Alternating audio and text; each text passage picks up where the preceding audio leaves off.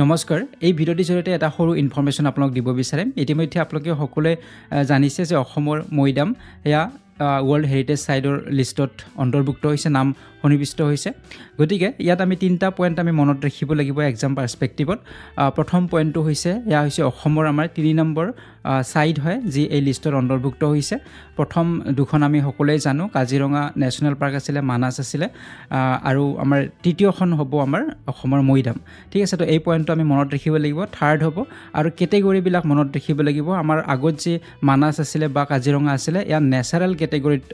অন্তৰ্ভুক্ত আছিল আৰু এইখন মৈদাম হৈছে কালচাৰেল কেটেগৰীত অন্তৰ্ভুক্ত হৈছে গতিকে কালচাৰেল কেটেগৰীত অন্তৰ্ভুক্ত হোৱা অসমৰ লগতে নৰ্থ ইষ্টৰ ভিতৰত প্ৰথমখন হৈছে মৈদাম তো এইটো এটা পইণ্ট মনত ৰাখিব লাগিব গোটেই নৰ্থ ইষ্টৰ ভিতৰতে প্ৰথম ৱৰ্ল্ড হেৰিটেজ সাইট হয় যি কালচাৰেল কেটেগৰীত নাম অন্তৰ্ভুক্ত হৈছে তো এই পইণ্টটো মনত ৰাখিব লাগিব অসমৰ কথা উঠিলে